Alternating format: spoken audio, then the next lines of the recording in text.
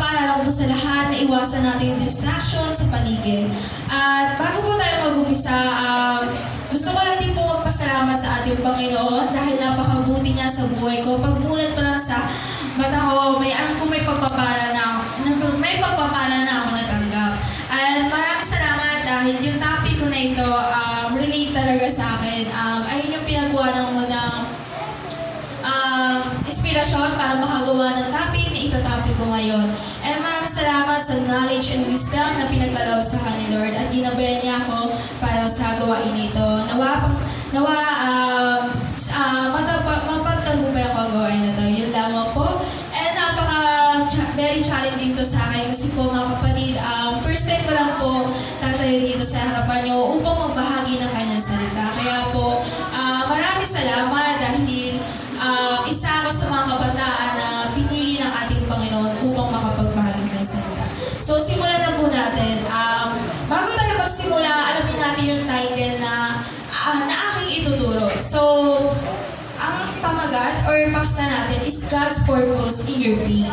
So, sa title pala natin, may dalawang words na malalaman mo na talaga kung ano yung pag-uusapan natin. So, purpose. So, ano po ba yung purpose? So, purpose ito ay layunin. And yung pain, ito yung sakit na nararamdaman natin bilang tao. So, purpose, ito ay layunin. And yung pain, ito yung sakit. So, sa title pala natin, alam na natin na ang tutukuyin ng pamagat natin. So, may layunin ang ating Panginoon kung bakit mo naranasan yung sakit na yan. So, again, ang title natin is God Purpose in Your Being. So, bakit nga ba yung title ko? So, because we live in a world broken by sin. Life is painful. Almost everyone is living with some kind of pain. So, it means po mga kapatid, nabubuhay tayo sa mundong ito na puno ng kasalanan. So, kasamaan mga kapatid. And life is painful. So another term of life is painful is life is hard.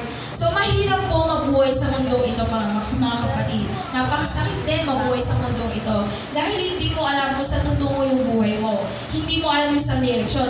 Pero kapag nasa piling ka ng ating Panginoon, alam mo kung ano tatahakin mo mga kapatid. And almost everyone is living with some kind of pain, mga kapatid. So, lahat tayo nabubuhay sa mundong ito na may iba't ibang naranasan na sakit. So, ano nga ba ang mga type of pain na naranasan natin? So, mga kapatid, mag-take down notes po kayo sa mga sasabihin ko. Dahil po, kapag po sino ang makasagot sa question ko, ay may bibigay po ako. Yan. So, dapat po makinig po ang bawat isa. Yan. So, first, the type varies of pain. It may be first physical. So, physical mga kapatid. So, right po ba mga kapatid? Yung physical, pain na maranasan natin dito. Una natin yung physical injury, sakit sa ulo, lagnat. So, ayun yung mga sakit na naranasan natin by physical body. So, next is relational. So, first physical, second relational. So, ano po ba yung relational mga kapatid? So, ang relational, ito yung relational, sinerge ko siya as in. So, relational, it comes in many forms, whether it's a broken bone or broken relationship. Life in our fallen world means we all experience some level of pain. And I think most would agree that relational pain hurts far more than any physical injury. So mga kapatid, sinasabi po dito, mas masakit ang relational kaysa sa mga physical injury na mararanasan natin sa katawan na to. Alam niyo po ba bakit mga kapatid? Ang relational po, ito po yung sakit natin between sa connection ng tao.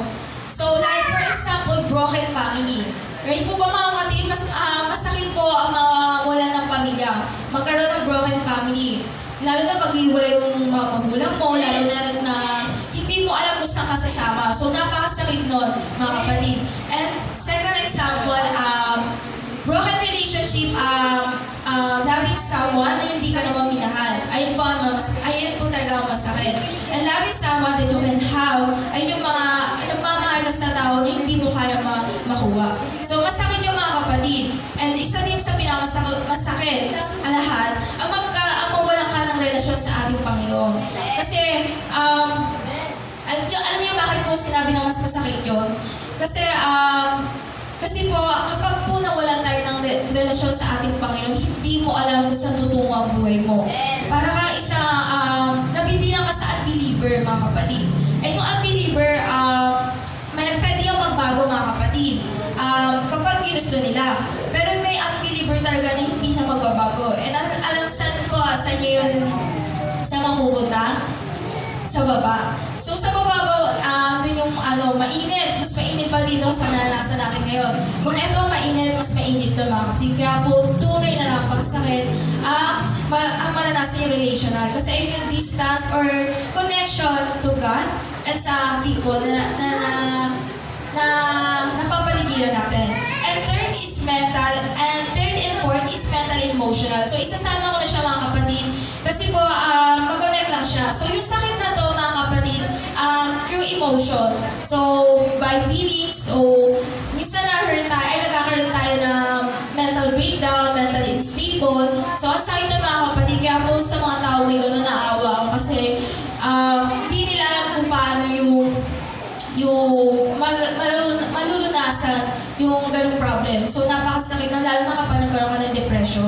So, mga kapatid, kaya po pa nagkaroon tayo ng problema or sakit by your emotion or feelings, ipaubayan natin kay Lord kasi si Lord ang makakatulong sa atin. And si Lord yung unang takbuhan natin. Amen po ba? Amen! Yeah.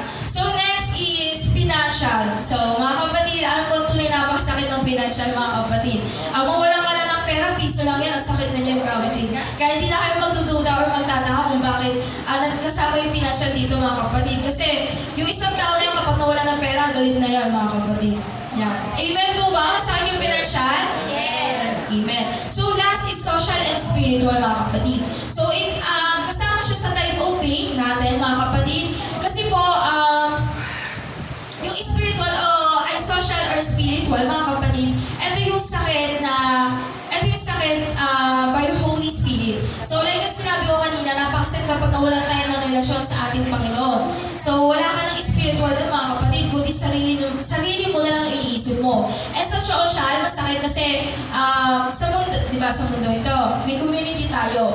And wala kang kaibigan, mga kapatid, dahil hindi ka marunong makipag-socialize. So like mapapansin mo sa kapaligiran mo, ay siya may kaibigan ako, bakit ako wala? So, di ba, ang sakit ng, mga kapatid. So, ayun po yung mga type of pain natin na mararanasan. So, Kuya Wally, pwede po, ayan. So, para malaman ko kung nakikinig kayo sa akin. So, yes po. Yan. So, ayun po yung type of pain nung mga naranasan natin. So, pakitandaan po, kasi po, may tatanong ako. Yan, so wala na. So, sino po ang isa makakapagbigay? Lahat po, simula, una hanggang... So, anim po na physical pain. Sino po? Yan. Sophia. Pwede ba sa akin? Ay, bawal. Dapat kami sa akin. Sige. Physical. Balik Physical, financial, emotional, mental, spiritual, social.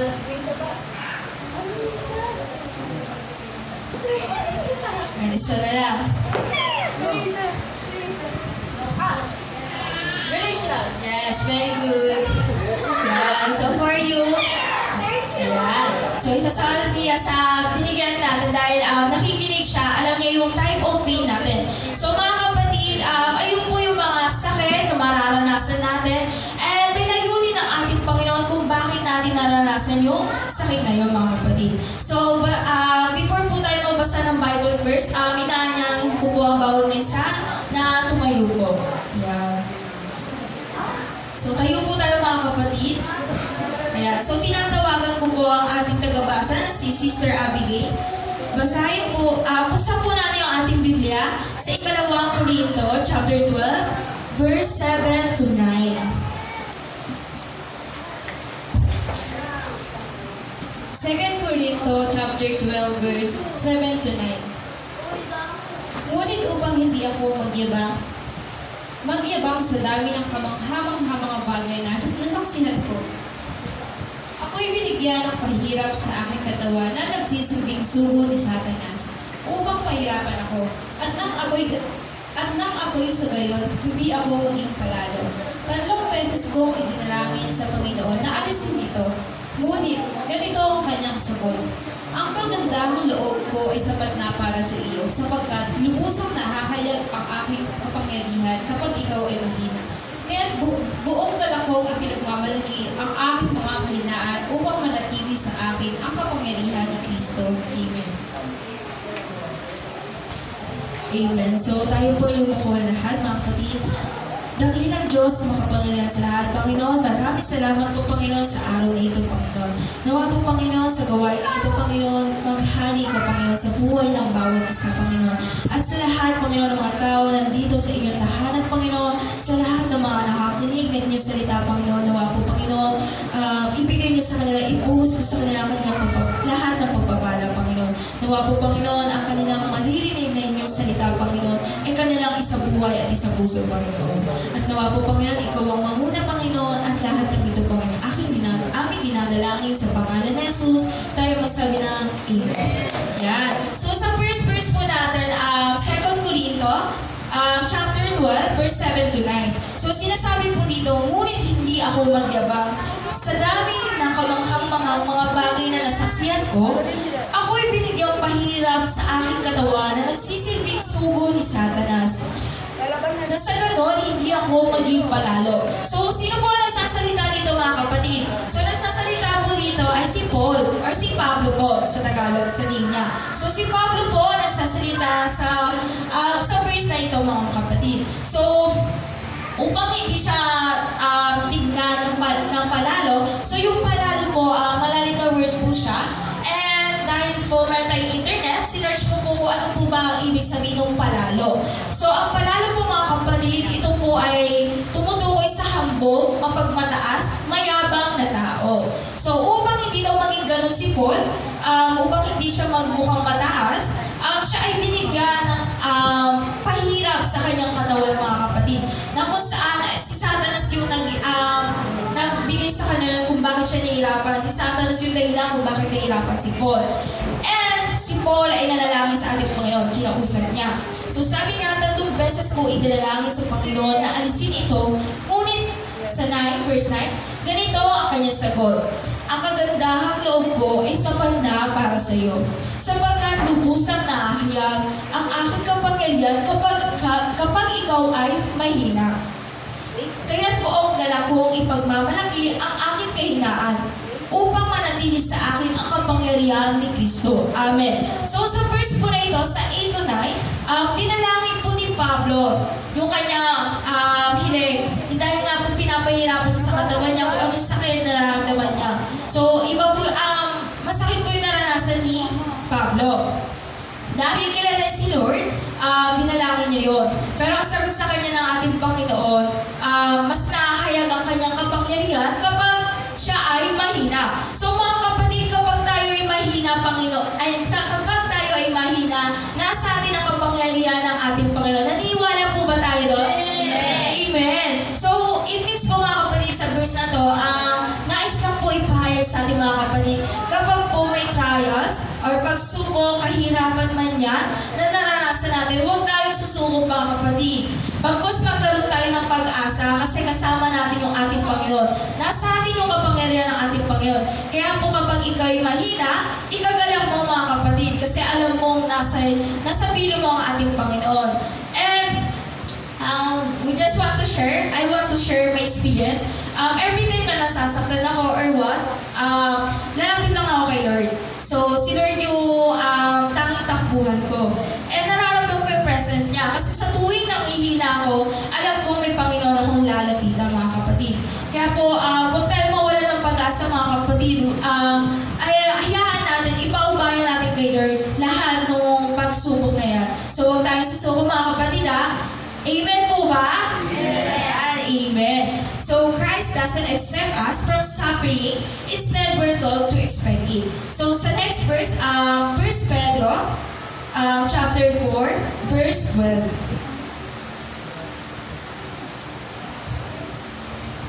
1 Pedro chapter 4 verse 12. Mga minamahal, Huwag na kayong magtaka sa mga bigat na pagsubok na inyong dinaranas na para bang ito hindi pang kaliliwan. Amen. Amen. So sinasabi po dito mga minamahal. So sino po tinutukoy nun? Tayo mga kapatid. So sa tuwing nakakaranas tayo ng mabibigat na pagsubok sa buhay natin, kahirapan yan, huwag na tayo magtaka mga kapatid.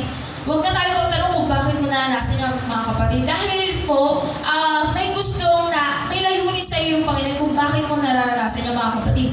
Kasi yung pagsubok na yan mga kapatid, karaniwan na talaga yung mga kapatid, naranasan na lang talaga natin yan. Kasi nga po, nandito tayo sa mundo puno ng kasalanan mga kapatid. Amen po ba? Amen. Isa tayo mga kasalanan mga kapatid.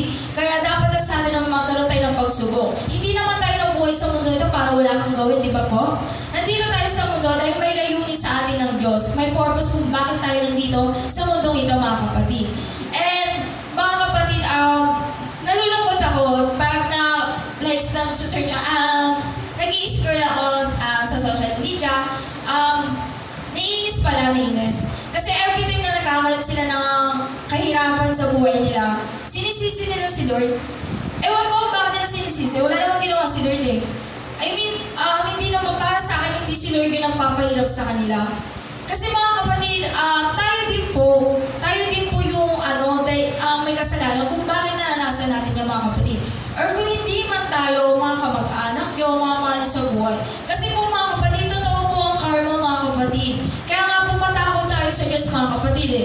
Kapag pumatay ka ng tao, hindi yan sa'yo babalik. Kundi sa mga minamahal mo, sa anak mo, sa nanay mo, sa tatay mo. Kung magnakaw ka man yan, ay, okay lang ito magnakaw. Kasi hindi naman ako, hindi naman sa akin babalik ito eh. Tama po mga kapatid, hindi po mga kapatid. Kaya po naranasan natin yung paghihirap na pagsubok na yan. Kasi may layunin, may dahilan. Mga kapatid, hindi naman po basta ibibigay yan sa'yo ng walang dahilan. Amen po ba? Amen. So baka po tutulog na kayo eh. Yan. So sinasabi po sa verse na ito mga kapatid, huwag na tayo magtaka kung bakit naranasan natin yung mga kapatid. Kasi po, again, nandito tayo sa mundo punong-puno ng kasalanan. So life is painful, di ba mga kapatid? Napakasal mabuhay dito mga kapatid. Kaya nga po tayo ay may Panginoon na dinadakila. Kasi po, alam natin bilang isang Kristiyano, si Lord yung unang magiging sandalan at takbuhan natin. Iwan ka man niya lahat, saktan ka man niya ng lahat. Si Lord, hindi ka pababayaan. Pagkos siya pa ang magko-comfort, at siya pa ang magko-comfort sa'yo, at siya pa yung magiging daya kung bakit ka magiging okay. So sa next verse, John 16 verse 33. John chapter 16 verse 33. Sinabi ko ito sa inyo upang kayo'y magkaroon ng kapayapaan sa pakikipag-isa sa akin. Magdaranas kayo ng kabigatian sa mundong ito. Ngunit tibayan ninyo ang inyong loob. Napagtagumpayan ko na ang sanlibutan. Amen. So consider the suffering for Christ's privilege.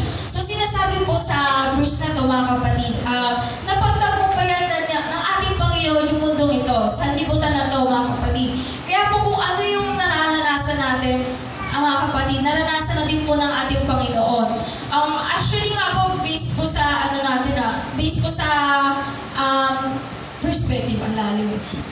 Based po sa sarili kong opinion, in my own opinion, mas masakit yung dinaranas ng ating Panginoon, mga kapatid. Kasi po, dinuraan siya, mga kapatid. Ikaw po ba duraan, matutuwa ko po ba nun? Hindi po. So, nag-tiis yung ating Panginoon, mga kapatid, nung pinapakaw siya. Sa tingin niyo po ba, mga kapatid, hindi masakit kapag pinakaw dito, mga kapatid? Napakasakit po din, mga kapatid. Dito po. Physical yun, mga kapatid. Doon rin napakasakit. Masugatan ka nga alam, mga kapatid, ang sakit na eh. Paano pa kayo sa ating Panginoon pinako sa krus, mga kapatid? At dahil bakit ba nagpapako sa atin ang ating Panginoon? Bakit ba nagpapako ang ating Panginoon? Para sa ating mga kapatid, dahil mahal niya tayo, mga kapatid, ayaw niya tayong mapahamak. So, ganyan kabuti at kawagas ang pag-ibig sa atin ng ating Panginoon. So, kaya po sinasabi sa atin ng ating Panginoon, sa inyo, upang sa inyong pakikipag-isa sa akin, ay magkaroon kayo ng kapayapaan. Magdaranas kayo ng kapagilian sa sanlibutan ito, ngunit tibayan niyo ang loob niyo na pagtagumpayan ko nito. So sa lahat po, Panginoon, sa lahat ng mga naranasan natin, huwag tayong mangamba. So huwag tayong matakot, huwag tayong susuko, mga kapatid. Labanan natin to kasi nga, ang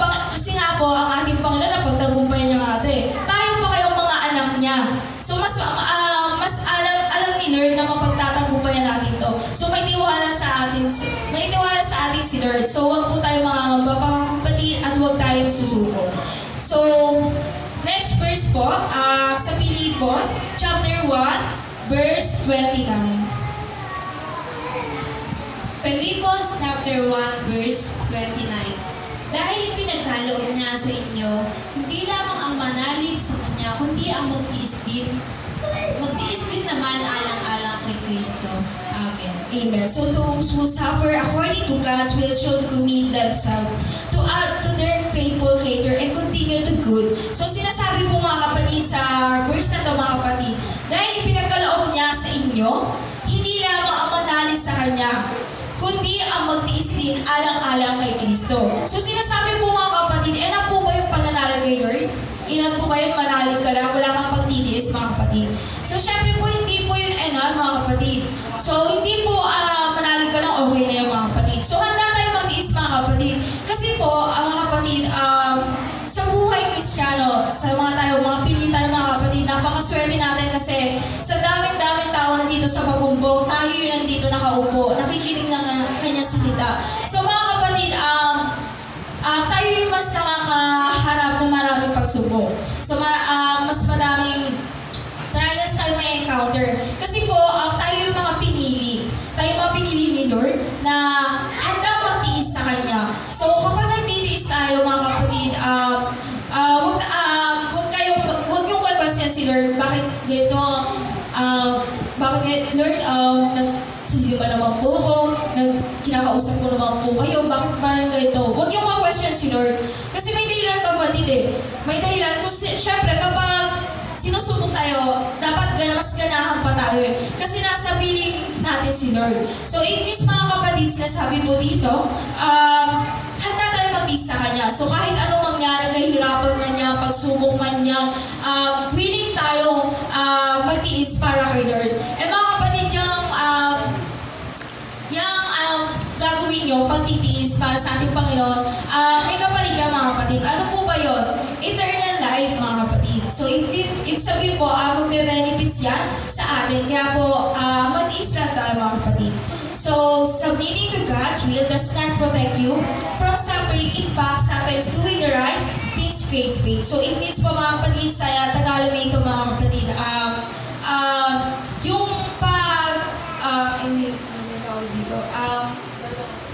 yung pagsasuffer natin, yung pagtitiis natin, dapat po nasa tama yun. Kasi po minsan, nagtitiis tayo. Pero tama po ba yung ginagawa ko? Minsan kasi mga kapatid, yung sa tingin natin nakakabuti, ayun ba yung nakakasama? So napapansin niyo po ba yun? So minsan yung magandang ginagawa nyo, ayun ba yung nag-create space sa atin? Ayun ba yung nagiging kung bakit tayo nasasaktan mga kapatid? So dapat po mga kapatid, kapag when you po na maitama yung ginagawa ng Panginoon, isipin nyo po, choose right po, huwag tayong,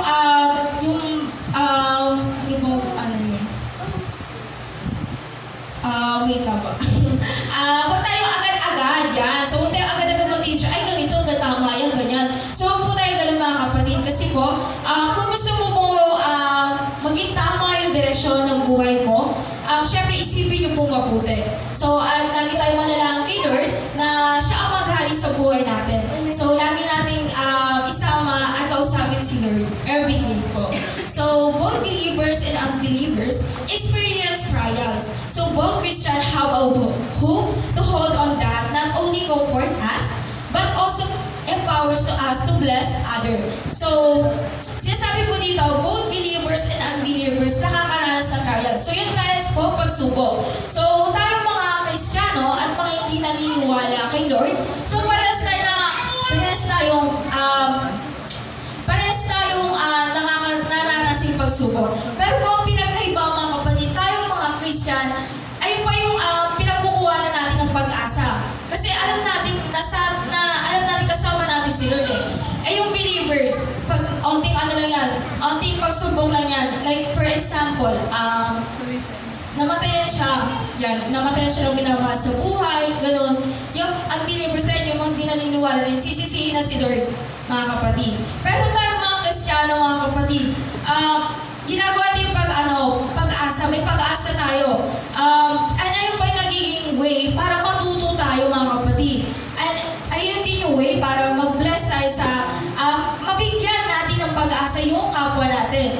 Kasi po mga kapatid, like, eto nga po, sa nakikita ko po, di ba po, pag si Lola po, si Lola nila kay Wawi, di ba po nung namatay si Lola, hindi as believers na naniwala sa Lord, ayun po, nagpupuri pa tayo sa ating Panginoon. So hindi tayo nalugmok mga kapatid, hindi natin sinisisi si Lord. Pag gusto tuwa pa tayo mga kapatid, di ba, nagalak tayo kasi si nanay iningatan na siya ni Lord, hindi na siya makakaranas yung sakit dito sa mundong ito. Nagpuri pa tayo, pero sa ibang unbelievers mga kapatid, ang dating po sa kanila, hindi maganda. Ayun po, kasi po, namatay na nga kakantaan pa eh. So parang ganun po. So ayun po, naano ko po yun kasi po, hindi ko na po sasabihin, pero meron pong unbelievers na nakausap ko. So hindi po daw maganda ang pagkakanta. Pero nag-explain naman po ako kasi magkakaiba tayo ng paniniwala mga kapatid. So hindi lahat tayo, same tayo ng paniniwala. So as a Christian, iba yung paniniwala natin sa paniniwala na unbelievers. So, yung trials na naranasan natin mga kapatid, ayun yung pag-aasa natin. Kasi nga po mga kapatid, sa una kong sabi, nasa atin ang kapangyarihan ng ating Panginoon kapag tayo ay nangihina. Yan. So, mayroong question, what is hope in pain? So, it is the promise of God that He can bring good out of anything. Even pain if we trust Him. So, basahin po natin sa Roma chapter 8 verse 28. Mga Roma chapter 8 verse 28. Alam natin sa lahat ng bagay ay gumagawa ang Diyos para sa ikakabuti ng mga nagmamahal sa Kanya. Silang mga tinawag ayon sa Kanyang layunin. Ayan, amen. So, sinasabi po dito sa verse na to, sa Roma, alam natin lahat ng bagay ay gumagawa ang Diyos para sa mabuti kasama ang nagmamahal sa Kanya, silang mga tinawag ayon sa Kanya layunin. So tayo ay tinawag na ating Panginoon kasi po ay may layunin. So alam natin na ang Panginoon ay gagawa ng mabuti. At kasama na tayo ng mga kapatid. So dami na po tayo doon mga kapatid. So meron po tayong points to 5 purposes. So scripture points to 5 purposes kung bakit mo naranasan niya pain na yan, yung sakit na yan. So, mag-take down notes po tayo mga kapatid kasi po, mayroon po ang question mamaya. Yan. So, mag-take down notes po tayo. So, first, we are here to learn, to know, and love Christ. So, sa John 3:16, sa gayon na lamang ang pag-ibig ng Diyos sa sanlibutan, kaya ibinigay niya ang bugtong na anak upang ang sino man sumampalataya sa Kanya, kundi magkaroon ng buhay na walang hanggan. So, mga kapatid, sa verse na ito, mga kapatid, ang inayon dito, ang pagmamahal sa atin ng ating Panginoon. Amen po ba? Amen. So, sa John 3:16, mga kapatid, halos lahat, hindi naman sa nilalakad ko, halos lahat, karamihan, alam yung verse na to, kasi dito nakahayag yung pagmamahal sa atin ng ating Panginoon. So, I want to share my experience again. So, nung high school pa ako, subject na ESP. Yan, so ESP. So, sa ESP namin, nagpapagawa yung teacher namin ng Bible verse, then i-explain namin yan sa harapan. So ako, as a Christian, may kinikilala akong ating Panginoon, and that time nagsisimba na din po ako doon. So may alam na po ako sa Bible. Alam ko na po magbasa, and alam ko na din po kung paano hanapin yung salita ng ating Panginoon sa Biblia. So hindi po ako natatakot. So hindi lang po John 3:16 yung alam ko. So madami pa akong maibabahagi sa room na yun. And then, mga classmate ko, ayun, niloloko nila si Ma'am, Ma'am, paano po pag John 3:16 lang yung alam? Eh, di tawanan kami. Sabi, ba't ayun ba yung alam mo? Dapat pag-aaral ka, pag-aralan mo yun. Tapos, ayun, mostly sa lahat ng classmate ko, John 3:16 yung alam. Kahit maliit pa yan, mga kapatid, tanongin mo yan kung alam mong verse. Alam niya John 3:16 kasi naririnig niya yan sa school. Sa lahat, sa panagsisimba siya, John 3:16 talaga yung pinaka-verse. Sa Catholic, na nagsisimba pa ako when I was young. So, sa Catholic po kasi ako nagsisimba. So, lagi ko po narinig yun, John 3:16. Kasi po, sa John 3:16, nakakayog po ang pagmamahal sa atin ng Panginoon. And God made you so He could love you and He wants you to love Him back. So, dahil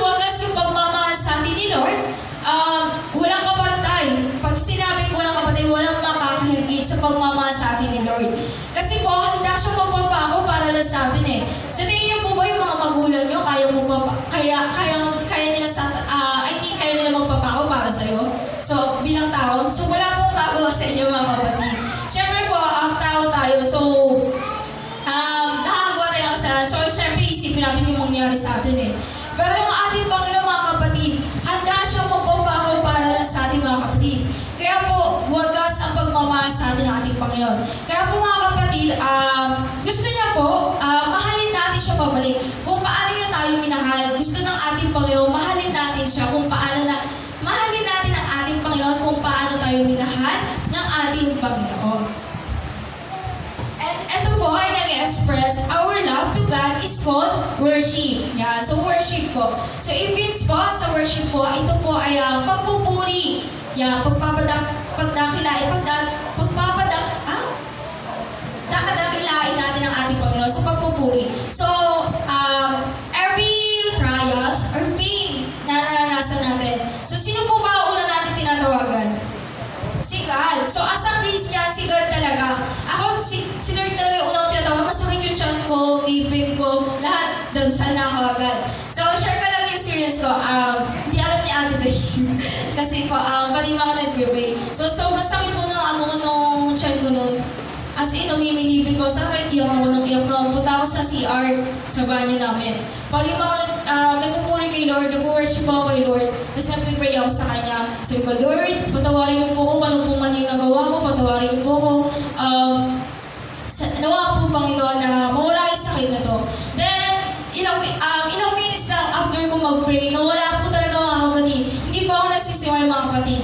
Gusto ko share sa inyo to kasi naranasan ko po talaga. So after ko mag-pray, ayun, gumaling yung sakit ko sa tiyan. Tapos iyak ako ng iyak sobra kasi napakabuti ng ating Panginoon sa buhay. Napakabuti ng ating Panginoon sa buhay ko. Kasi sa kabila ng pagkukulang ko,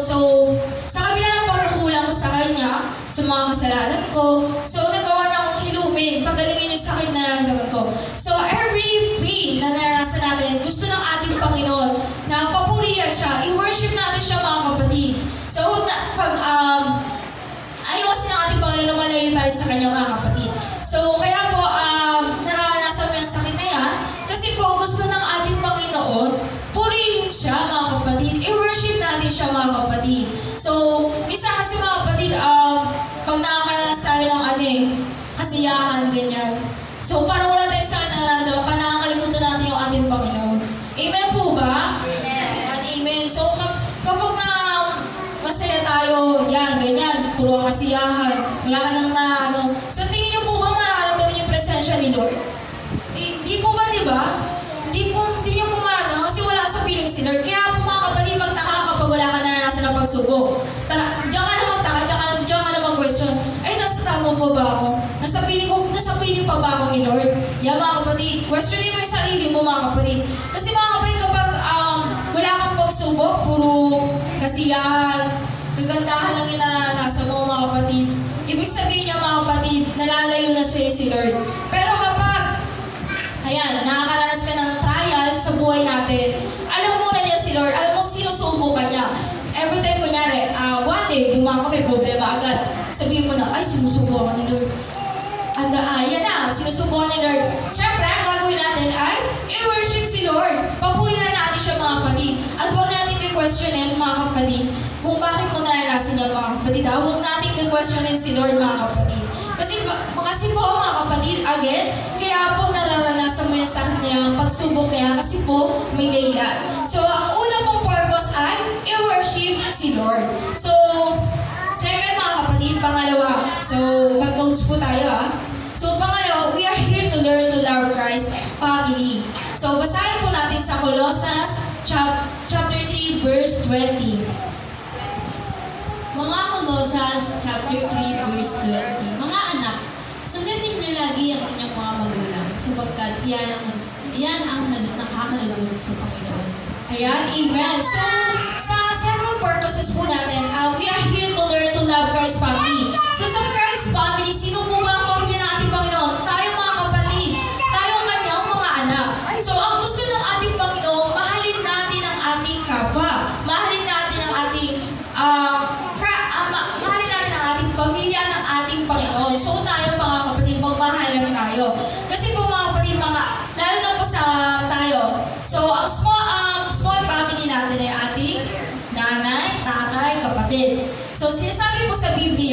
mga kapatid, mga anak, sundin ninyo lagi ang inyong magulang. So una po natin gagawin, sundin po natin ang ating mga magulang. Sapagkat, iyan ay nakakalugod sa ating Panginoon. So kinakalugdan ng ating Panginoon ang mga tao sumusunod sa kanilang magulang. Siyempre mga kapatid, una po talaga natin,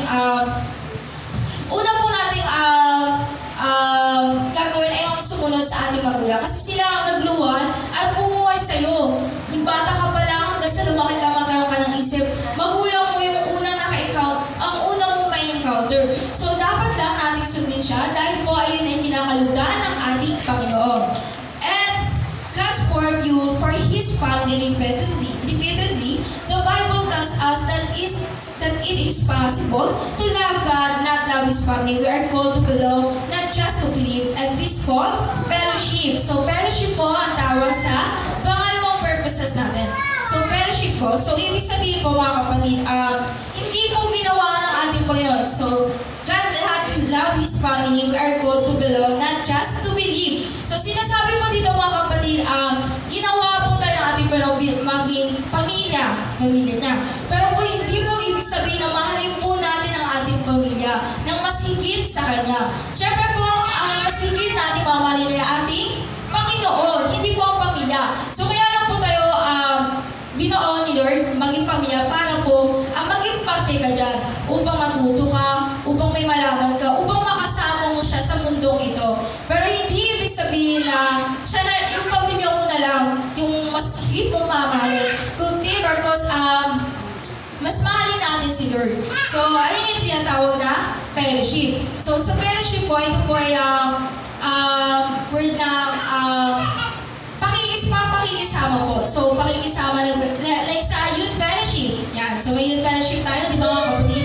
Ibig sabihin po, ayun po yung nagiging way para po magkaroon tayo na connection sa bawat isa. So, ayun din po nagiging dahilan kung bakit magkakaroon ng communication between the people para po papuriyahan at dakilain natin ang ating Panginoon. So, minsan kaya po tayo na nagkakaroon ng pagsubok kasi po, di mo naranasan na or hindi ka sumusunod or may ginawa kang mali na maaari mong ikasakit. So, ayun. So, wala ka na dun sa, wala ka na dun sa dati mong buhay.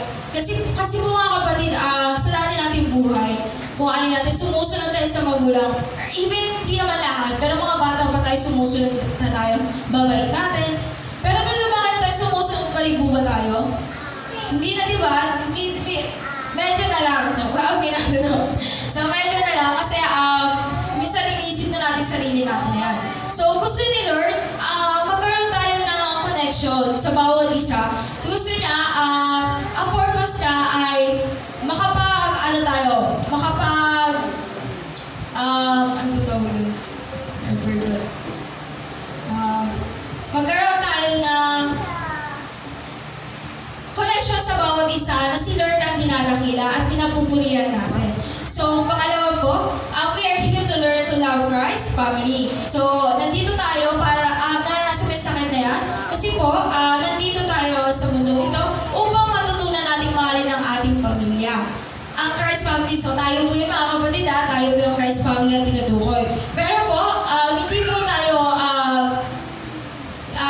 ginawa ni Lord para maging parte ng pamilya niya pagkos ayaw niya na mas hindi natin mamahalin ang ating pamilya. Again mga kapatid, ayaw ni Lord yun Gusto niya po mga kapatid, siya pa rin ang number 1. So pangatlo po mga kapatid, we are here to learn to grow in Christ. So basahin po natin sa 2 Pedro chapter 3 verse 18. 2 Pedro chapter 3 verse 18. Magpatuloy kayong lumago sa kagandahang loob at sa pagkakakilala sa ating Panginoon at tagapagligtas na si Kristo.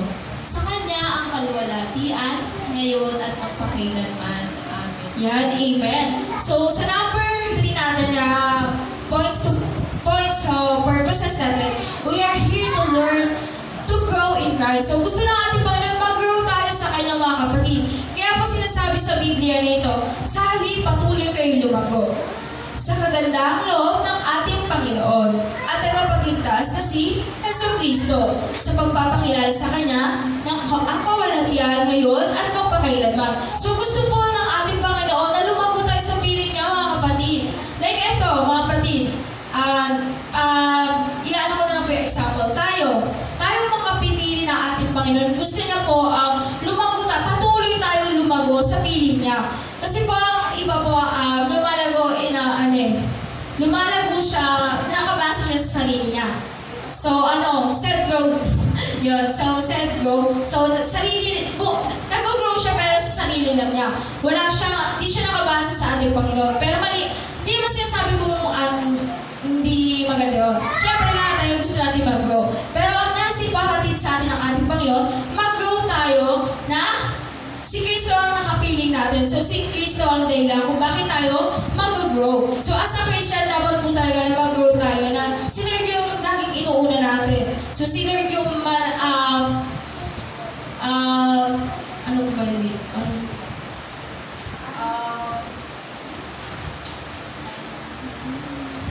Napakalimutan ko yung word na yun eh. Lagi mo wala pag-iti pastor yun, so nakalimutan ko po. So, basta po, si Lord yung laging mananahan sa puso mo, mga kapatid. Yun. So, gusto ni Lord na matutunan natin na mag-grow tayo sa Kanya. So, you're here created to become like Christ. God wants you to grow to spiritual maturity and our model is Jesus Himself. So, sinasabi po dito, mga kapatid, ginawa po tayo ng ating Panginoon upang maging katulad niya, mga kapatid. So, hindi totally maging katulad niya, hindi naman natin kaya maging tunay na banal, mga kapatid, kasi nasa mundo tayo ng puno ng kasalanan, so hindi po talaga natin kaya. Pero po, ang gusto po ng ating Panginoon ay maging katulad niya. So, magkakaroon tayo ng magandang asal, magandang loob sa bawat isa, at maging katulad ng ugali ng ating Panginoon. Kasi po, God wants you to grow. So, gusto ng ating Panginoon na lumago tayo sa Kanya. Sa Kanya, Holy Spirit, sa Kanyang banal na Espiritu. And our model is Jesus Himself. So, ang ating ehemplo ay ang ating Panginoon. And this is called discipleship. So, discipleship po ang tawag doon sa pangatlo. So, ang discipleship, ito po ay pagiging alagad, mga kapatid. So, gusto po ng ating Panginoon na maging alagad niya tayo, na lumago tayo sa piling niya. Gusto niya sumunod tayo, mga kapatid. Kasi po ang ating Panginoon ay seloso. So, sabi po sa youth fellowship natin, ang pagkasiloso po ng ating Panginoon ay banal. So, banal po ang pagkasilos ng ating Panginoon. Kasi po, gusto niya na siya lamang ang ating sinusunod at pinapupurihan at dinadakila. So, wala na pong iba, mga kapatid. Kasi po, sa panahon natin ngayon, ang dami nating Diyos-Diyosan. So, pwede po ba magaling, Pastor? Yan. So, ang mga Diyos natin sa tao na to, si Buddha, yan, si Allah. Kaya mga kapatid. So, hindi ko kini-criticize yung paniniwala ng iba. Pero ang gusto bilang isang Kristiyano nandito sa loob ng kanyang templo, gusto niya na si Lord lang ang ating papupurihan at susundin, mga kapatid. So, gusto niya maging alagad tayo, mga kapatid. Kaya po minsan kasi nakakaranas tayo ng paghihirap. Kasi po paghihirap or sakit na yan. Kasi po, ayaw natin maging alagad ng ating Panginoon. Hindi tayo sumusunod sa Kanya. So, imbis na pupunta ka kay Christ, imbis na padiretso ka, pupunta kay Kristo, lumiliko ka, mga kapatid. So, sa lilikuan na dadaanan mo, so nandun yung trials, mga kapatid, na kung saan di mo alam kung tama po ba yun or mali. So, gusto ng ating Panginoon, maging alagad niya tayo. So, kaya po naranasan natin yung trials na yan, pagsubok na yan, kasi po, again, gusto tayo maging alagad ng ating Panginoon. So, isipan mo ba ang lahat? Amen. Yan, amen. So, ano po yung unang purpose? We are here. Yan, so ang unang purpose is worship. Yan, so worship pa, worship, tandaan po natin. Kasi po, gusto na ating Panginoon, papurihan siya. So, second, fellowship, and third is discipleship. So, ayan po, tandaan po natin, mga kapatid, yan. So, pang-apat po, we are here to learn to serve Christ. So, basahin po natin sa Marcos chapter 8, verse 35. Marcos chapter 8, verse 25. Muling inilagay ni Jesus ang kanyang pangakamay sa mga mata ng bulag. Sa pagkakataong ito, tumingin mabuti ang bulag. Nanumbalik ang kanyang punito. Marcos chapter 8, 35. Ang sino mga nagnanais na magligtas sa kanyang buhay, mawawalan ito. Ngunit ang nawala ng kanyang buhay, alang-alang sa akin at sa magandang balita, ay nagkakamit ito. Amen. So, sinasabi po dito, ang sino mang nais magligtas ng kanyang buhay ay mawawalan ito. Ngunit ang mawala ng kanyang buhay alang-alang sa akin at sa magandang salita ay magkakamit ito. So, sinasabi po nga po din upang maligtas tayo mga kapatid, kailangan natin mabuhay sa salita ng ating Panginoon mga kapatid. Alang-alang po sa ating Panginoon at sa magandang Biblia. So, ito po ang magandang Biblia mga kapatid ng ating Bible. So, kung sino po ang gusto magkamit, ibig sabihin po ng mga kapatid, gusto ng ating Panginoon na pagsilbihan siya. So, paglingkuran siya mga kapatid na buong puso natin mga kapatid, buong puso natin paglilingkuran upang maligtas tayo mga kapatid. Kasi po sinasabi sa verse na to,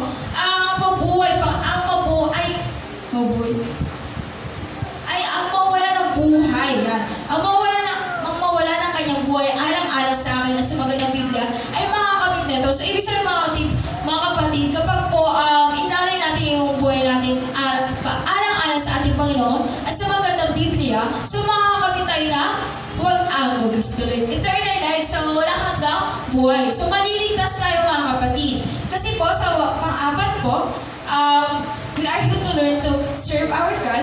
God did not create you to serve yourself, but to serve Him and her on earth. We serve Him by serving others in Jesus' name. This is called ministry. Yan. So, pang-apat po is ministry. So, kasi po, ang ginawa po tayo ng ating Panginoon, hindi po para pagsilbihan natin yung ating sarili. Kasi po, ginawa tayo ng ating Panginoon upang pagsilbihan siya, mga kapatid. At sa mundong ito, ang kailangan natin gawin ay paglingkuran ng buong puso ang ating Panginoon. Yan. And yun po ang tinatawag na ministry. So, example po ng ministry, sa gawain po natin sa church, yung paglilipin mo, paglilinis mo dito, sa sahig. So, tinatawag na po yung ministry. Paghugas ng baso, ministry na po yan. So, ang tinutukoy dito, pinaglilingkuran natin ng ating Panginoon, hindi lang ating Panginoon, kundi sa gawain ng ating Panginoon. So, ayun po yung tinatawag na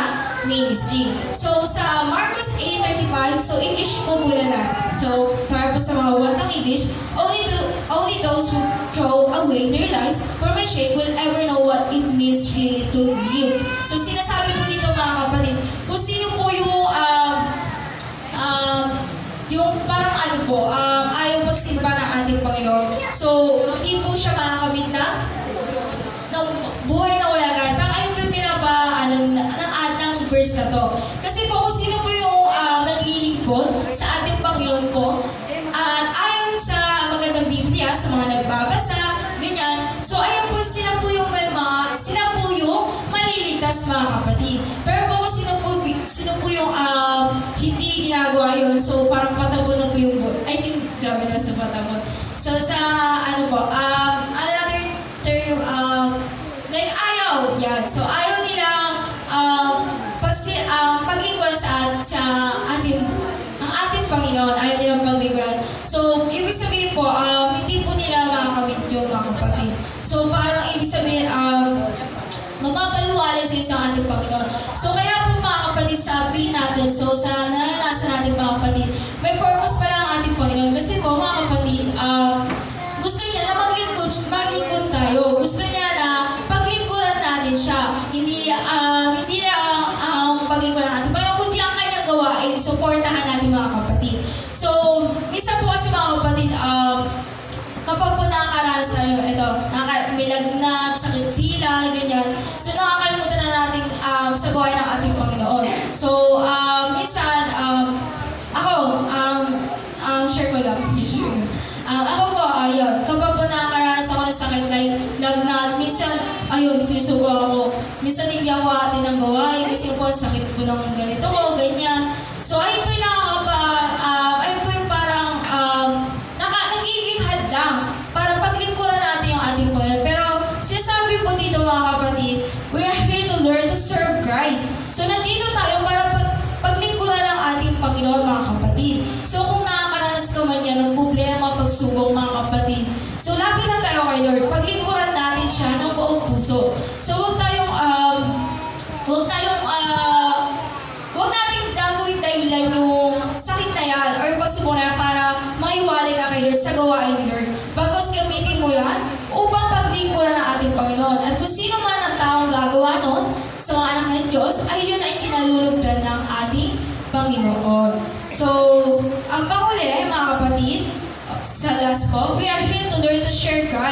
So basahin po natin sa Mateo chapter 28, verse 19 to 20.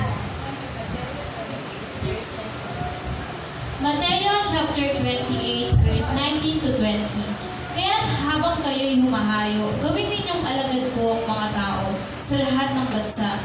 Bautismuhan ninyo sila sa pangalan ng Ama at ng Anak at ng Espiritu Santo. Turuan ninyo silang sumunod sa lahat ng iniutos ko sa inyo. Tandaan ninyo, ako'y laging kasama ninyo hanggang sa katapusan ng panahon. Ayan, so next verse po, pabasa po ulit sa 1 Corinto chapter 9, verse 23. Unang mga taga-Korinto, chapter 9, verse 23. Ginagawa ko ang lahat ng ito alang-alang sa magandang balita, upang makabahagi ako sa mga pagpapala nito. Amen. So, sinasabi po dito, mga kapatid, sa unang verse po tayo, Mateo chapter 28, verse 19 to 20. So, sinasabi po mga kapatid, kaya humayo kayo. Gawin ninyo alagad ko ang mga tao sa lahat ng mga bansa. Bautismuhan ninyo sila sa pangalan ng Ama at ng Anak at Espiritu Santo. So, mga kapatid, nabautismuhan po ba tayo? Amen. So, lahat tayo nabautismuhan, mga kapatid. Kasi po, ito po ay utos ng ating Panginoon. So, sila pastor po ang mga panguna para po, bautismuhan tayo. Then next, 20, turuan ninyo silang sumunod sa lahat ng inuutos ko sa inyo. Tandaan ninyo, ako'y lagi kasama ninyo hanggang katapusan ng panahon. So, tinuruan tayo na sumunod. So, dahil wala pa tayong alam sa mga bago-bago pa lang, sa mga baby Christians, yan, sa mga baby Christian. So, dahil wala pa tayong alam sa salita ng ating Panginoon, at mas maraming alam ang ating pastor, so, parang yung pastor ginamit ng ating Panginoon. So, sila yung mga nila para sabihin sa atin na dapat tayong sumunod sa ating Panginoon. So, sila yung ginamit na instrument sa atin ng ating Panginoon. And sabi dito, tandaan ninyo, ako'y lagi ninyong kasama. So, lagi natin kasama ang ating Panginoon hanggang katapusan, mga kapatid. So, ibig sabihin mga kapatid, kaya po tayo, kaya po tayo nakakaranas sa kasi hindi tayo marunong magbahagi. So wala tayong naririnig sa iba na share about Christ. So puro makamunod lang ginagawa mo. So for example, yung pagbabarkada mo, yan. So ayun, minsan nakikita kung bakit ka nasasaktan kasi minsan binabackstab nila, sinasaktan nila yung pinis mo, sinisira ka kanila. So di ba po mga kapatid, nakakasakit yun ng damdamin. So bakit po ba ganun? Kasi po mga kapatid, iba po yung pinakikisamahan natin. So wala tayong, di natin naranasan mabahagian ng salita ng ating Panginoon. At di natin naranasan magbahagi ng salita ng ating Panginoon. Kaya po naranasan natin yan, yung pagsubok na yan. Kasi po, gusto po ng ating Panginoon na magbahagi tayo ng tungkol sa Kanya, mga kapatid. Amen po ba? Amen. Yan, kala po, totoo natin po kasi makita po. Yan. So gusto po ng ating Panginoon na magbahagi tayo. Kasi po, we are here to learn to share Christ. So hindi po natin hindi po si Kristo ang ibabagay natin, kundi ang kanyang salita, ang kanyang mga ginagawa sa atin, mga kapatid. So ayun po ang nais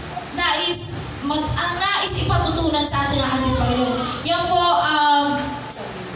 ang nais ipabatid sa atin ang makapagbahagi ng kanyang salita. At sa verse 1 Corinto chapter 9, verse 23, ginagawa ko ang lahat ng ito alang-alang sa magandang balita upang makabahagi ako sa mga pagpapala na ito. So, ginagawa ng ating Panginoon yung Biblia na to upang tayo pagpalain, mga kapatid. So, dahil may Biblia sa atin, libre lang ito, mga kapatid. Actually, libre lang. So, malaya po natin mababasa yung Biblia. So, dahil malaya natin mababasa yung Biblia, so dapat po, gusto ng ating Panginoon kung ano yung nalalaman natin sa Biblia, gusto po ng ating Panginoon, ibahagi natin to. Huwag po natin patikumin yung bibig nyo at sarili niya. Gusto ng ating Panginoon, i-share nyo yan. So, once we've accepted the good news, God expects us to pass it in to others. So, gusto po ng ating Panginoon na ipasa natin to sa iba. And this is is called evangelism, mga kapatid. So gusto po na ating Panginoon na magbahagi tayo ng kanyang salita. So again, so yung 5 points to purposes natin: first, worship; second, fellowship; third, discipleship; fourth, ministry; and lastly, evangelism. So summarize ko lang po kasi anong oras na po. So mahaba-haba po kasi pili na po yung oras natin. So sa worship po, anytime something painful happen in your life, you have a choice. You can run to God or run from God. So, sinasabi po mga kapatid, kapag po nakakaranas tayo ng pagsubok or sakit na nararamdaman mo, meron ka pong pipilian. Lalapit ka kay Lord or tatakbo mo si Lord. Ayun, meron tayong dalawang choice. So, ano po ba gusto natin doon? Siyempre, mas gusto natin lumapit kay Lord. Kasi alam natin na si Lord yung makakatulong sa atin. Iwan ka mo niya na lahat, mga kapatid. Tandaan mo, mga kapatid, si Lord yung lagi nandyan para sa'yo. Kasi po, mga kapatid, yan. Kunyari, meron ka girlfriend, yan, boyfriend. Sa tingin niyo po, mga kapatid, mag-i-stay yan sa inyo habang buhay? No, mga kapatid. Darating yung araw na mawawala siya sa'yo. Kasi nobody's perfect, mga kapatid, di ba? So, hindi lahat mananatili yan. Lahat tayo mawawala. So, it means, sinasabi ko dito, mamamatay tayo, mga kapatid, sa mundong ito. So, dahil mamamatay tayo, mawawala tayo sa mundong ito, ano pang gagawin natin? So, hanggang nabubuhay tayo, mga kapatid, i-worship natin si Lord. Purihin natin siya, mga kapatid. Kahit anong pagsubok yan, kahirapan yan, gusto ng ating Panginoon, papurihan natin siya. So, huwag natin purihin yung iba, yung tao na yan. Like yung iba, K-pop bands, yan. So, dati K-pop bands po ako, pero hindi pa po ako masyadong nakakilala sa ating Panginoon. So, ayun, parang lahat ng buong buhay ko sa K-pop, umiikot yung mundo ko eh. Ayun. So, ngayon po, hindi na po. Hindi na po, na-enganyo sa niya, pero hindi na katulad dati. Kung yung halos na, kulang na, sambahin ko sila eh. So, ganun po ako, mga kapatid. So, ganun po kasi ang kabataan, mga kapatid. Makakita ka na ng pogi, ayun eh, parang gusto mo ng ano yun, gusto mo na sambahin eh, di ba, mga kapatid? Parang gusto mo sa kanya lang iikot yung buhay mo, mga kapatid. So, pero dahil bilang isang Kristiyano, mga kapatid, gusto ng ating Panginoon i-worship natin siya, mga kapatid. Again, kasi po sa mundo natin, hindi lahat nag-i-stay. So, lahat nawawala. So, hanggang maaga pa, mga kapatid, papurihan natin ang ating Panginoon. So, second, fellowship. So, fellowship, we typically think you will attract others by impressing them with your success, victories, and accomplishment. But talking about this thing can create jealousy, competition, and distance. So, between people, in contrast, sharing our weaknesses, failures, and grave creates a common one. So, ibig sabihin po dito sa English na ito, Tagalogin ko po. So, madali ko lang po, mga kapatid. So, sinasabi po dito sa fellowship, mga kapatid. Kasi po sinasabi ko kanina, sa fellowship po, Christ family. So, connection po ito sa mga bawat tao. So, kapag tayo, yan. So, tayo, panito na po yung example ko. Sa obligasyon ng ating Panginoon dito. So, yung iba nagkakaroon na pag-selos, yan, jealousy. Kasi po, ay, ganito si, na lagi na pinapansin yung pastor, ako hindi na, ganyan. Parang, ay, sila lagi na si gumagawa. So, nagkakaroon tayo ng jealousy, mga kapatid. Pero as a Christian, mga kapatid, huwag po natin hayaan na mapilian. Mali po yung mga kapatid. And gusto po ng ating Panginoon, mapil natin yung gawin yung lahat ng success natin or yung accomplishment natin, mga compliments na sasabi sa atin ng ating pastor. So, hindi yung nais ipabatid, ay, ang galing niya, ang galing niya kumanta. So, minsan kasi yung ibang kapatiran ay lagi na lang siya. So, yun dahil sa communication ng tao na yun, nagkakaroon ng jealousy, di ba, mga kapatid, mga selos. So, ayun yung ayaw ng ating Panginoon. Gusto niya po, every time na maranasan natin yung success mo sa buhay, gusto po ng ating Panginoon ay maging banal yun. So, ayaw niya na magkaroon tayo ng selos sa bawat isa, mga kapatid. So, kaya tinatawag ko dyan fellowship. So, akala po natin yung pag-attract sa tao natin sa bawat kapwa natin nakaka-impress. Pero hindi mo alam, mga kapatid, ayun yung nagiging dahilan kung bakit nagkakaroon na selos. So, pain is a great equalizer because it is indiscriminate. Pain pays no attention to status, wealth, religion, education, age, or gender. Loss is a universal common denominator. So, if you want to draw others closer to fellowship, so that requires being honest with God and yourself first. It requires allowing to others to see in your pain and bear your burden. So, ibig sabihin po mga kapatid, gusto po ng ating Panginoon, maging totoo tayo po mga kapatid. So, kung ano tayo mga kapatid. So, kung nakakaras tayo ng ating paghihirap, pagsubok na, maging honest tayo kay Lord. Huwag natin itago yan mga kapatid. Ayan, so, pangatlo, discipleship, ang pagiging alagad. So, God's call is for us to become more like Christ. That leads to the two questions. So, first, what is Jesus really like? So, basahin po natin sa Galatians chapter 5, verse 22 to 23. Mga taga-Galatia, chapter 5, verse 22 to 23. Subalit ang bunga ng Espiritu ay pag-ibig, kagalakan, kapayapaan, katyagaan, kabaitan, kabutihan, kalapatan, kainahunan at pagpipigil sa sarili. Walang batas laban sa mga ito. Amen. So in English po, the fruit of the Spirit is love, joy, peace, forbearance, kindness, goodness, faithfulness, gentleness, and self-control. So sinasabi po mga kapatid, sa verse na ito mga kapatid, subalit ang bunga ng Espiritu sa atin ng ating Panginoon ay ang pag-ibig. So meron niyang kagalakan, kapayapaan, katyagaan, kabaitan, kabutihan. So sa pagiging alagad natin sa ating Panginoon, ay ang po yung ating mga kamtan. So magkakaroon tayo ng pag-ibig, kagalakan mga kapatid. Kapag po tayo ay naging isang alagad ng ating Panginoon. Pero dahil po no one's perfect, so hindi everyday mararanasan natin yung kagalakan na mga kapatid, yung kapayapaan niya, katyagaan niya. Kasi darating po talaga ang panahon na susubukin tayo. Kasi po share ko po yung story ni Job. Yan. So, since bata po talaga ako, alam ko na po yung story ni Job.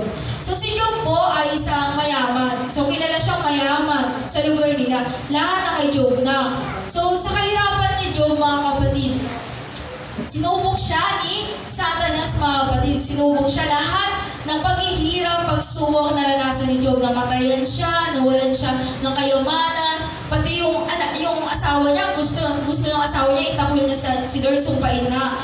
Pero si Job, gusto niya, ano gusto ni Job? Purihin ang ating Panginoon, maging alagad siya. So, instead na itakwil niya, sumpain niya ang ating Panginoon dahil sa pinagagawa, pinurihan pa niya ang ating Panginoon, nag-alay pa siya mga kapatid, nagising pa siya ng maaga nun para lang mapurihan ang ating Panginoon. Kasi po, sabi ni Job,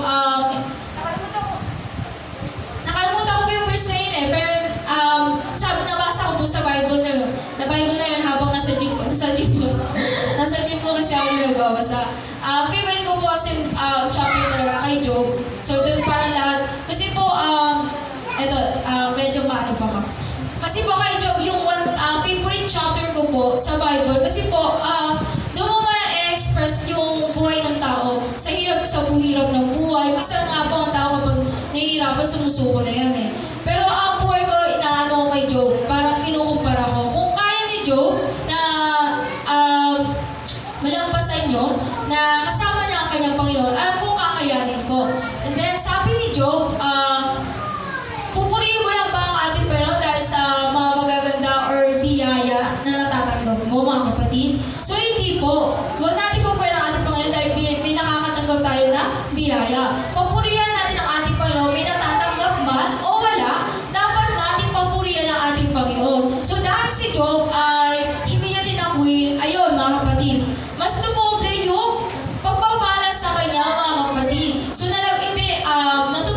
natutunan ni Job sa buhay niya, sa mga pagsubok na yun, ay huwag sumuko. Huwag natin pairalin yung hirap. Huwag natin gawin yung dahilan para lang mahiwalay tayo kay Kristo. Bagos gamitin natin yung inspirasyon upang mas maging malakas tayo sa pananampalataya kay Kristo. Yan. So, sinasabi ko dito mga kapatid, yan. So, again na yun. So, okay, kumpara ko na yun sa pag-ibig, kagalakan. Kapag naging alagad tayo ng ating Panginoon, hindi araw-araw mararanasan mo yan. As a Christian, marami tayong pagsubok. Pero, dahil gusto natin mag-grow, maging alagad ng ating Panginoon, willing tayong mag-sacrifice. Hindi tayo susuko at lahat gagawin natin. So, ayun yung tinatawag na discipleship or ang pagiging alagad natin kay Kristo. So, sa verse po na Galatians 5:22-23 na binasa kanina. So, this verse portrays of Jesus and to become Christian, like to have these qualities in our life. So, gusto po ng ating Panginoon maging katulad nun, maging ano yung mga qualities or yung mga ugali na katulad ng itong pag-ibig, kagalakan, gusto po ng ating Panginoon ay maranasan natin ito. So, next, pang-apat, ayan. So, may continuation po pala sa discipleship. So, English po siya. So, that leads to the second choice. How does God make us more like Jesus? So, the answer is by taking us through experience like those Jesus went through. When there are times when Jesus is lonely, frustrated, misunderstood, criticized, and were 3 times when he experienced pain. So, eto mga kapatid. So, nakalimutan ko po isama siya mga kapatid. So, si Christ nakaranas ng criticize yan. So, nakaranas siya ng frustrated, nakaranas siya ng lonely. Kasi nga po mga kapatid, sa panahon na ipapako ng ating Panginoon, so nag-iisa na ang ating Panginoon mga kapatid. Pero dahil po lahat ng sakit na naranasan niya, mas pinili niya maging banal mga kapatid. Dahil banal ang ating Panginoon, sinunod niya yung nakatakda sa kanya mga kapatid. So dahil ang ating Panginoon ay tao, nabuhay siya bilang tao, so may possibility pag tao kasi maaaring magbago ang isip. Pero ang ating Panginoon, dahil banal ang ating Panginoon, sinunod niya yung nakatakda mga kapatid. Kahit maranasan niyo yung iba't ibang sakit na yan mga kapatid. So again, ayun po yung discipleship mga kapatid, ang pagiging alagad sa ating Panginoon. So, next po, basahin po natin sa Hebreo chapter 5, verse 9. Mga Hebreo chapter 5, verse 9. At nang siya'y maging ganap, siya'y naging walang hanggang tagapagligtas ng lahat ng mga sumusunod sa kanyang kalooban. Amen. So, discipleship po ito ulit mga kapatid. So, dahil naranasan natin Panginoon at naging maganap na siya na tagapagligtas mga kapatid at lahat ng sumunod sa kanyang kalooban mga kapatid ay maliligtas. So, mga sinasabi dito mga kapatid, kapag dahil ganang ganap ng ating Panginoon at nag-isa na siyang tagapagligtas, so ang lahat na susunod sa kanyang kalooban ay makakamit ng eternal life. So walang hanggan na buhay. So ayun po yung sa discipleship. So dapat natin sundin ang ating Panginoon at maging alagad niya. So if God used suffering to develop Jesus, we should expect Him to use the same on us. So it means po mga kapatid, kung ano yung naranasan ng ating Panginoon, gusto niya na maranasan natin yun. Pero hindi totally maranasan na. Actually, mas ano pa nga ito basic pa lang, kumpara sa experience ng ating Panginoon. So, ito ay wala pa sa kalahati sa ating Panginoon. So, there is no situation we cannot grow from if we choose to respond correctly. Every problem or pressure is an opportunity to grow in Christian likeness. We can even grow from temptation, because temptation is just a choice between what's right and what's wrong. Every time we choose what's right, when tempted, we grow more like Christ. So, there are some lessons we learn to be. So, ibig sabihin po, kapatid, tayo naging alagad tayo ng ating Panginoon. So, sinasabi nga po ni Pastor Ronnie, sa kanila po yung mas matinding pagsubok, mga kapatid. Kasi nga po, sinusubok po sila kung gaano katatag yung pananampalataya nila. Kung willing pa sila magtiis, kung hanggang kailan nila matitiis yung pagsubok na yun. So, sila yung mas lapitin ang pagsubok, mga kapatid. Pero kung ba ang ating Pastor na Tina, hindi po mga kapatid, nandiyan pa nga po siya sa harapan, nakikinig sa harapan mga kapatid eh. So, ganun din po ang gusto ng ating Panginoon. So, maging alagad niya. So, dahil maging alagad niya tayo, magkakaroon tayo ng pagsubok. So, meron tayong pagpipilan. So, ang pagpipilan So sa tama po, ito po yung tamang desisyon mo sa buhay. So kapag po pipili tayo ng patutunguhan natin sa buhay, mga kapatid, dapat po lagi natin basihan ang ating Panginoon. Manalangin tayo sa ating Panginoon at ipaubayan natin sa Kanya lahat. So kapag humingi tayo ng sign sa Kanya, agad tayo bibigyan ng ating Panginoon. So kapag po nakamit na po natin yung tamang decision na yun, so ayun po yung so every time we choose what's right, when we go more like Christ. So kapag nasa tama tayo ng pagpipilian, mag-grow tayo na si Kristo ang ating binabasihan, mga kapatid. So sa lahat ng naranasan natin experience of pain, so sa lahat na yun, so meron tayong moral lesson na malalaman. Ayun. So, basahin po natin again sa 2 Corinto chapter 7 verse 11. Second mga Corinto chapter 7 verse 11. Tignan ninyo ang ibinunga ng kalungkutan buhat sa Diyos. Naging masikap kayo at masigasig na ipakilalang kayo'y walang kasalanan. Tungkol sa mga bagay na iyon, namuhi kayo tungkol sa inyong sarili. Nagkaroon kayo ng banal na pagkatakot, nananabik kayo sa aking pagdating. Nagkaroon ng malasakit at hangarin maparusahan ang nagkakasala. Ipinakita ninyo sa lahat ng paraan na kayo walang kinalaman sa mga bagay na iyon. Amen. Yan, mga kapatid. So, sinasabi po sa verse na doon, so pagiging alagad natin. So, normal po sa atin na magkaroon tayo ng pagsubok, ang kalungkutan, dahil po sa ating Panginoon. So, sinusubok po tayo niya, mga kapatid.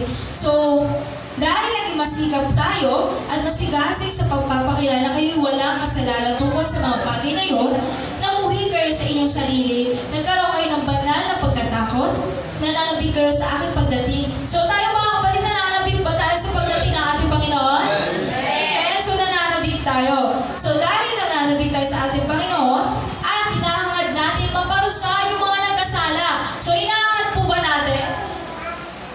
Yan. So hindi po natin ipaubayan na po natin. Hayaan na po natin si Kristo ang magdesisyon kung ano ang gagawin sa mga tao na nagkasala. So ipakita niyo sa lahat ng paraan na kayo walang kinalaman sa mga bagay na yun. So sa dahil alagad tayo, ipakita natin na wala tayong kinalaman sa mga bagay na magiging cause ng nakalimutan ko. Yan, so nakalimutan ko, basta po naging po yun, maging mawalan tayo ng mali siya, mga kapatid. So, ang tanging goal lang natin dito ay manabik sa pagdating ng ating Panginoon. So, last po, so anong oras na po? So, last po is ministry. So, comfort us in all trouble so that we can comfort others. So, comfort po na to. Sorry po. So, comfort. So, ministry. So, comfort us in our trouble so that we can comfort others. So, when there are trouble, we will able to give them the same comfort God has given us. For the more we suffer for Christ, the more God will shower us with His comfort through Christ. Even when we are weighted down with troubles, it is for your comfort and salvation. For when we ourselves are comforted, we will certainly comfort you. Then, you can patiently endure the same thing we suffer. So, basahin po natin ang verse sa 2 Corinto, chapter 1, verse 4-6. Ikalawang mga Corinto, chapter 1, verse 4-6. Inaaliw niya tayo sa ating mga kabigatian upang sa pamamagitan ng kaaliwang tinanggap natin sa Kanya ay makatulong naman tayo sa mga nakakapis. Sapagkat kung gaano karami ang aming paghihirap dahil sa aming pakikipag-isa kay Kristo, ganun din naman karami ang aming kaaliwan kay Kristo. Kung naghihirap man kami, ito'y para sa ikakaaliw at ikakaligtas ninyo.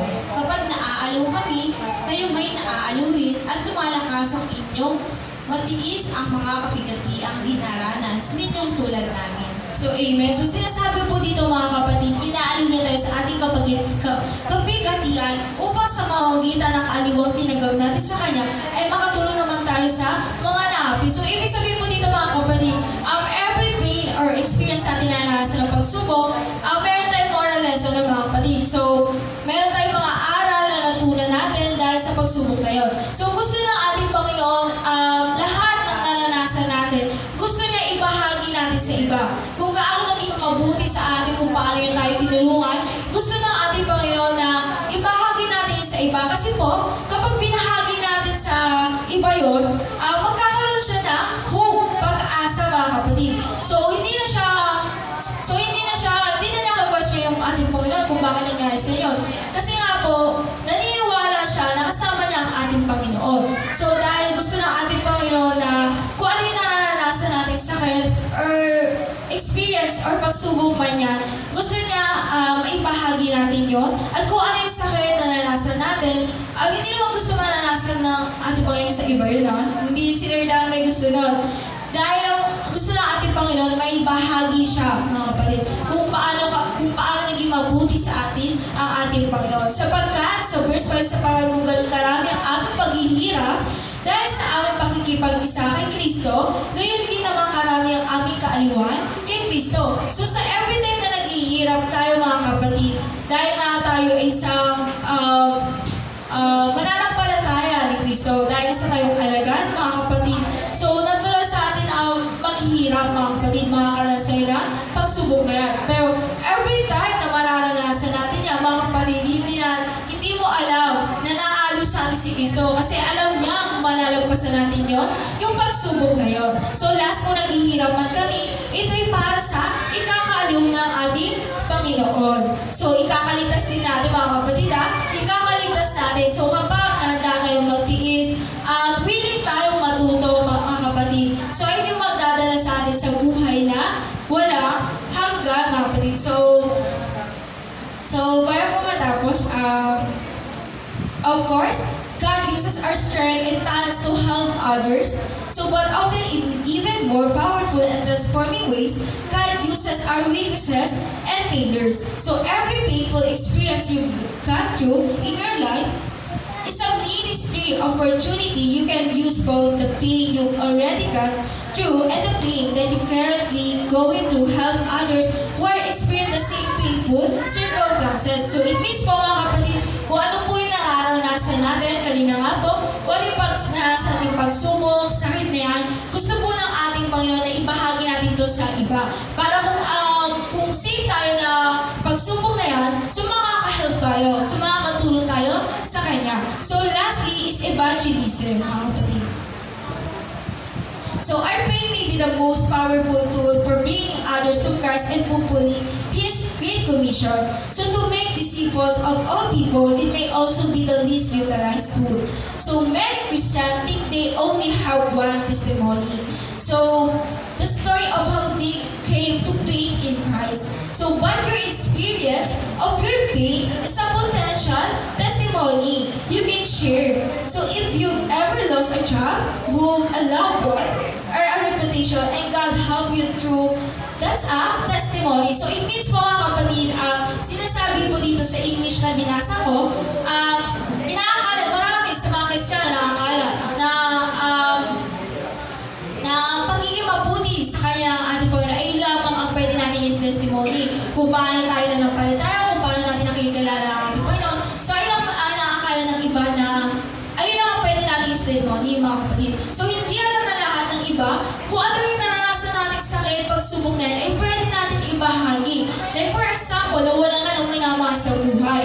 So si Lord ang tumulong sa'yo. So sinasabi dito, mga kapatid, God help you through, that's a testimony. So dahil sa nawala ka ng minamahal sa buhay, at si Lord yung tinutulungan, at si Lord ay tumulong sa'yo para malagpasan nyo yung pagsubok na yun, yung sakit na yun, ay pwede mo siyang ibahagi sa iba. So it means po, mga kapatid, kung gaano ka kabuti sa iyong Panginoon sa at your lowest point sa buhay mo, so kung gaano ka tinulungan ng ating Panginoon, so gusto niya ibahagi natin yun sa iba. Ayun yung potential testimony, mga kapatid. So sinasabi ko nga, mga kapatid, through my experience, lahat ng experience ko, sakit, yan, sa pag-aaral, etc., gano'n. So lahat yun, sila yung dahilan kung bakit nandito ako ngayon, nagpapatuloy sa kanya, mga kapatid. And gusto ko i-share sa inyo dahil na-experience ko, meron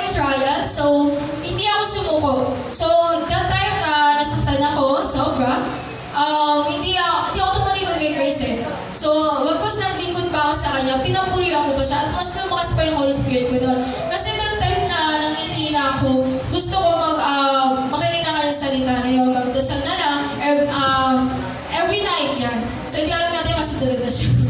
So every night, pag yung mga nagdadasal kay Lord, na ayun, kung ano man pagsubok namin sa pamilya namin, or kahirapan man yan, alam kong malalagpasan namin at may pagsubok kami ay yung pagsubok na yun ay magiging lesson lang mga kapatid. So gusto ng ating Panginoon, ibahagi natin sa iba kung ano yung nararanasan natin at kung paano niya tayo tinulungan. So lastly, sa ulas na to. So first, ano nga po yung first? Worship. Second, fellowship. Third, discipleship. Fourth, ministry. And last, evangelism.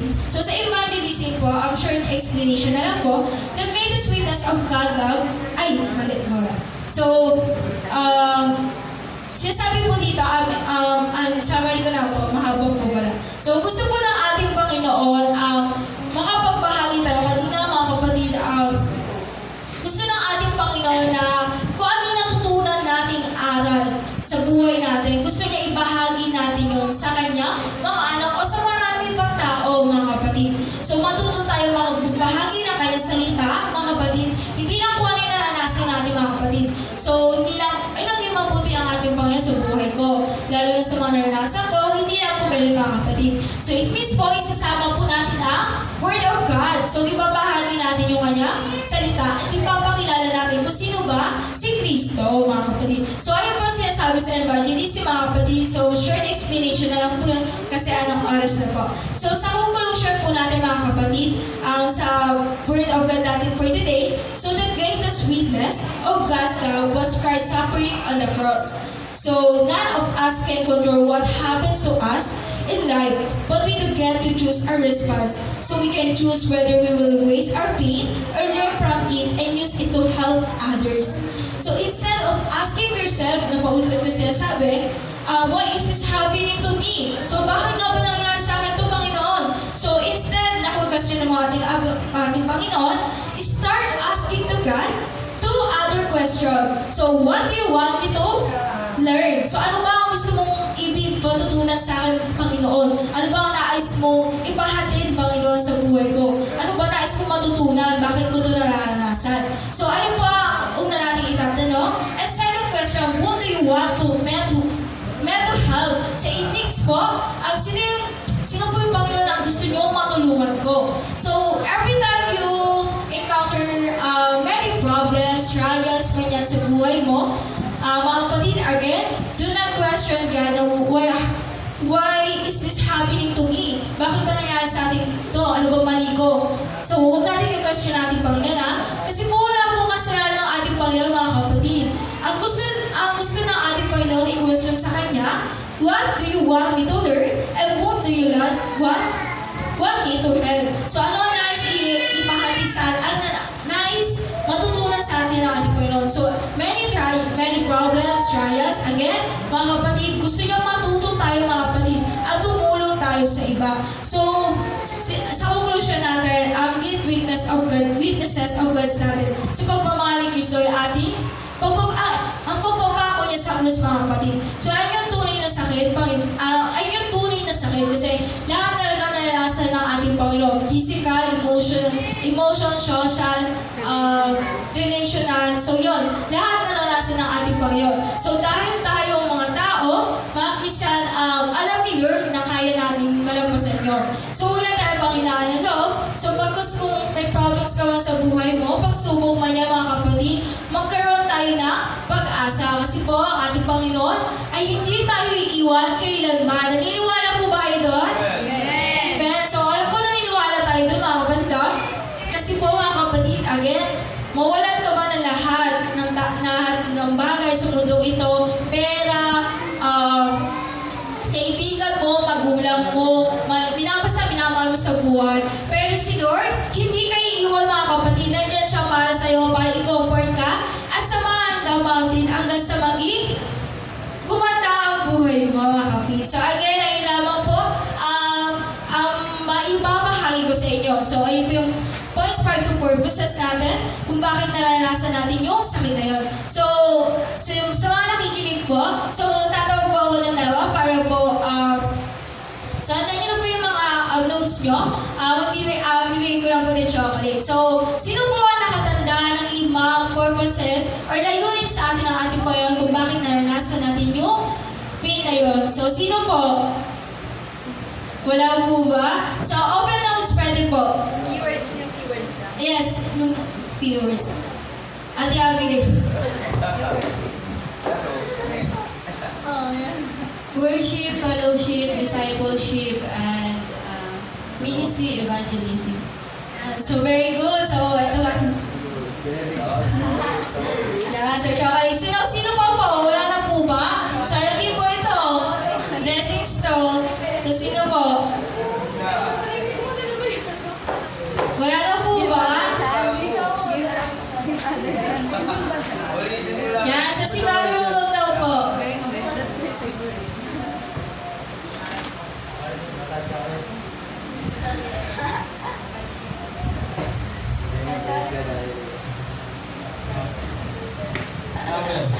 Fellowship, discipleship, ministry, evangelism, and worship.